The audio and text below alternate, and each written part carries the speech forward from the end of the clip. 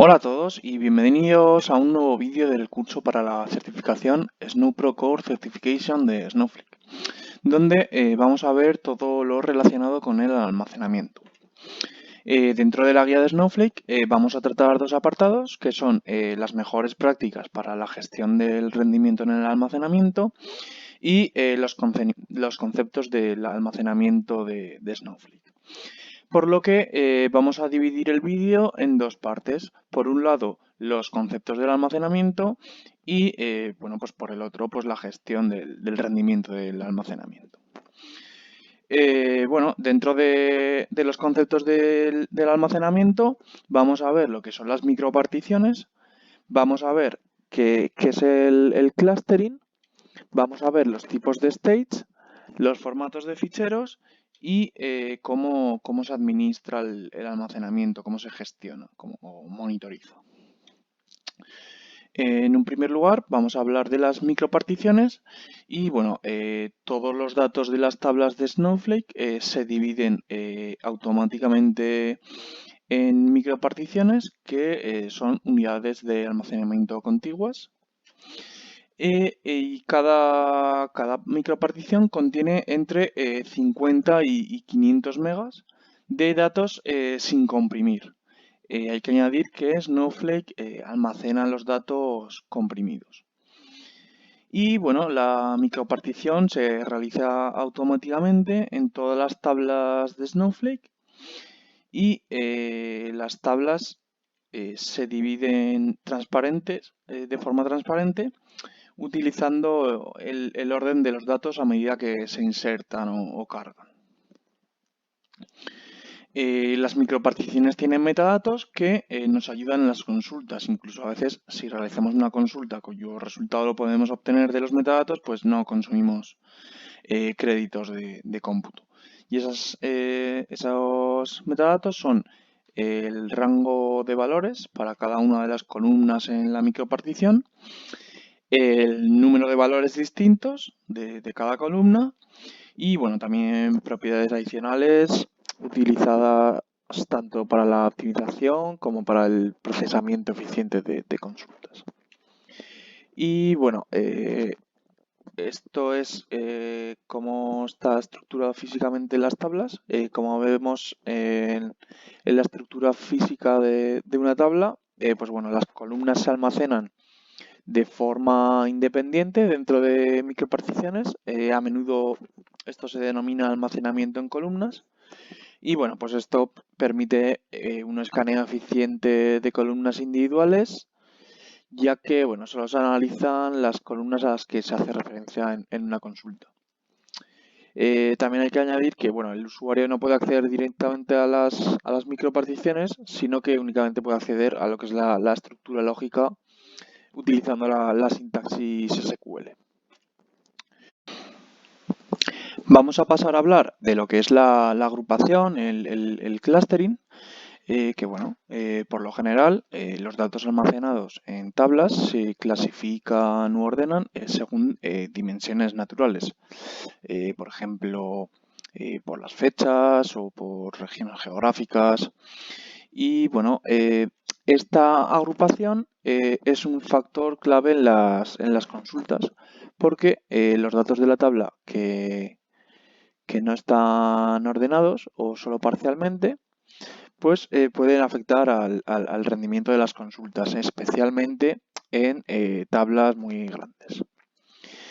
Y en Snowflake, a menudo, a medida de que los datos se insertan o cargan en una tabla, los metadatos de agrupación se recopilan y registran para cada micropartición creada durante el proceso. Luego, Snowflake aprovecha esta información de agrupación, de clustering, para bueno, pues evitar el análisis innecesario de microparticiones durante la consulta, lo que bueno, pues acelera significativamente el rendimiento de las consultas que hacen referencia a estas columnas. Y bueno, estas agrupaciones por columnas también tienen una serie de metadatos que son el número total de microparticiones que componen la tabla, el número de microparticiones que contienen valores que se superponen entre sí en un subconjunto específico de columnas de la tabla.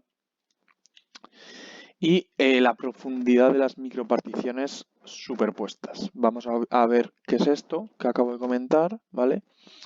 Vale, bueno, aquí en el primer ejemplo tenemos, bueno, en una columna puede haber diferentes valores de la A a la Z.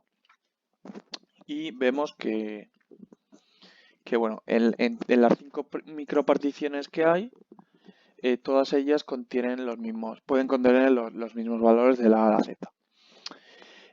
Bueno, esto hace que se superponen 5 microparticiones, porque bueno, pues 5 microparticiones pueden tener los mismos valores. Y vemos que la profundidad es de 5 porque en 5 microparticiones a la vez existe el mismo rango de valores. ¿Vale? El siguiente ejemplo, se superponen 3 microparticiones y bueno, también la profundidad es de 3 porque en 3 microparticiones a la vez existe el mismo rango de valores. Siguiente ejemplo, se superponen 3 microparticiones y la profundidad es de 2, pues porque solo 2 microparticiones a la vez existen en el mismo rango de valores. Y por último, en el último ejemplo, no se superpone ninguna micropartición y la profundidad es de 1 porque solo en una micropartición a la vez existe el mismo rango de valores. Y bueno, para ver estos metadatos, pues bueno, hay dos funciones. Está la primera función que es esa, la System Clustering Depth, que bueno, calcula la profundidad promedio de la tabla según la columna que se le especifica. Y por otro lado tenemos la función System Clustering Information, que bueno, nos devuelve información de la tabla según las columnas especificadas en un objeto JSON. Y esta información, pues bueno, son, por un lugar, son las columnas especificadas por las que se ha agrupado. La siguiente información son notas, que son, bueno, son sugerencias para hacer que la agrupación en clusters sea más eficiente. El número total de microparticiones que compran la tabla.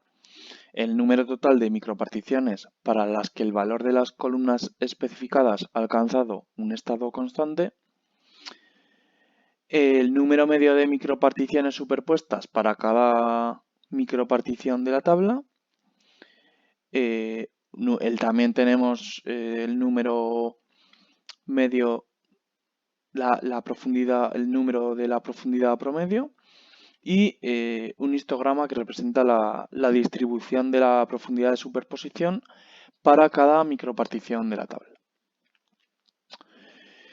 También tenemos otro concepto de almacenamiento, son los states. Un stage hace referencia a donde se almacenan los archivos de datos para que esos datos se puedan cargar en una tabla. Más adelante veremos cómo se realiza esa carga. Y bueno, también tendríamos la posibilidad de consultar esos datos que están almacenados en ficheros sin necesidad de que estén cargados en Snowflake. Y bueno, tenemos varios tipos de states. Bueno, la principal división es entre internos y externos. Por un lado, los states externos hacen referencia a archivos de datos almacenados fuera de Snowflake y se admiten los siguientes servicios de almacenamiento en la nube, los tres diferentes proveedores cloud. Amazon S3 Buckets, Google Cloud Storage Buckets y Microsoft Azure Containers. Después tenemos los states internos, que bueno, los ficheros se almacenan dentro de Snowflake y hay varios tipos. Están los states de usuario, que solo los puede utilizar un usuario para cargar en una o varias tablas. Solo se puede acceder a ellos mediante SnowSQL y bueno, poniendo ese símbolo, el arroba y ese símbolo, podemos acceder a ellos. También tenemos los states de tabla, que solo se puede utilizar para cargar en una tabla. También únicamente se puede acceder a ellos mediante SnowSQL y bueno, habría que añadir el @porcentaje para poder acceder a ellos. Y luego también tenemos los states de nombre, que bueno, sería un objeto de base de datos que se podría utilizar por cualquier usuario con acceso al state y para cargar cualquier tabla. Y este no tiene este únicamente no se puede acceder mediante SnowSQL, sino bueno, también podemos acceder desde la interfaz web o diferentes conectores. Estos ficheros, bueno, que están en los states, pues tanto los internos como los externos, pues pueden ser de varios tipos, bueno, pueden ser ficheros CSV, JSON, Avro, ORC, Parquet o XML. Y bueno, también podemos crear objetos llamados formatos de fichero, los file formats, en los que, bueno, indicamos de qué tipo de estos de los que acabamos de ver son los ficheros y una serie de opciones. Bueno, pues por ejemplo, en los CSVs pues se puede indicar cuál es el limitador entre columnas, indicar que no hay filas de encabezado, dar formato a las fechas. También, bueno, pues para los objetos JSON, pues destacar la opción de Strip Outer Array, que se recomienda poner a True para eliminar la estructura de array externa. Y bueno, también tenemos opciones para los ficheros ORC, para los Parquet y para los ficheros XML. Y bueno, también podemos monitorizar la cantidad de almacenamiento que consumen las diferentes tablas. Lo podemos hacer de varias maneras. Dentro de la interfaz web, en la sección Databases, seleccionando la base de datos que queremos en la que está la tabla, y ahí vemos la tabla. Y también en la vista Table Storage Metrics, tanto de Information Schema como de Account Usage. Y bueno, también se puede ver el almacenamiento a nivel de cuenta en la pestaña Account y la sección Usage. La pestaña muestra la cantidad total de almacenamiento en bytes utilizada por todas sus bases de datos de Snowflake para su cuenta durante el mes, que incluye el almacenamiento de datos en las tablas de base de datos, incluidos los datos eliminados y modificados que se mantienen en el time travel y en el failsafe. También los almacenamientos de archivos de datos en states internos. Y bueno, sí, también lo que acabamos de comentar, el almacenamiento de los datos en el failsafe. Se puede ver el almacenamiento total promedio del mes, así como el almacenamiento total diario. Y en esta pantalla se puede seleccionar el mes y, bueno, y la zona horaria para el que desee ver el uso del almacenamiento. Y bueno, las unidades de almacenamiento cambian dinámicamente según la cantidad de datos almacenados. En este caso, pues vemos que son gigas. Bueno, también vamos a pasar a la gestión del rendimiento, que bueno, Snowflake tiene opciones de almacenamiento que ayudan a que se acceda más rápido a los datos. Y bueno, estas opciones son la clusterización, las vistas materializadas que ya hemos visto y el servicio de optimización de búsqueda.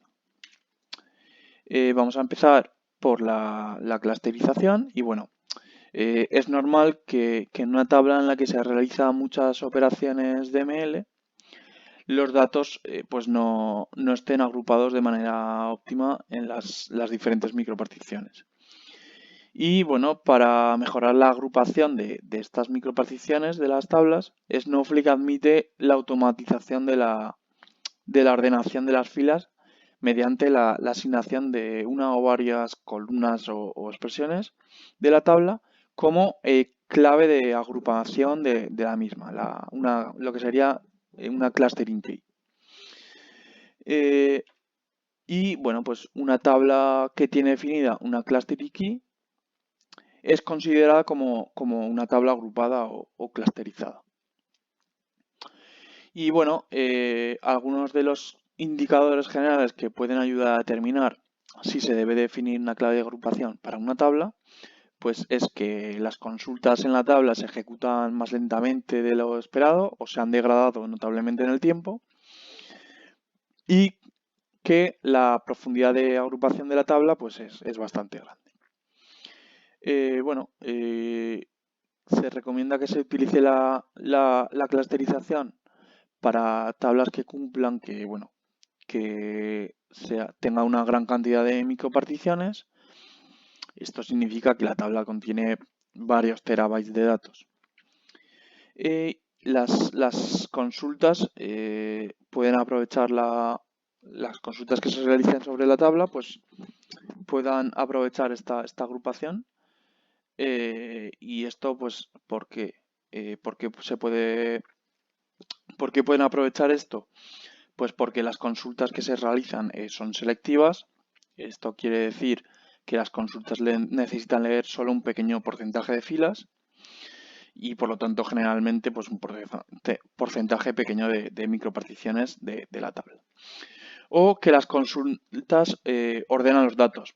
Pues por ejemplo, las consultas que tienen una cláusula order by en la tabla. Y bueno, un alto porcentaje de las consultas que puedan beneficiarse de las mismas claves de agrupación. En otras palabras, muchas o la mayoría de las consultas seleccionan o ordenan las mismas pocas columnas de la tabla. Bueno, Snowflake hace una recomendación en cuanto a qué columnas debemos elegir como clustering keys. En un primer lugar, pues Snowflake recomienda utilizar a lo mucho 3 o 4 columnas para que sea clave. Y bueno, recomienda priorizar las claves en el siguiente orden. En un primer lugar, pues que se utilicen las claves las columnas que se utilizan más activamente en filtros selectivos, como por ejemplo podrían ser columnas de fechas o también para las tablas de eventos, el tipo de evento puede ser una buena opción si hay una gran cantidad de tipos de eventos diferentes. Y por otro lado, también considera las columnas, que es una buena idea, utilizar las columnas que se usan con frecuencia en los joins, en los predicados de joins.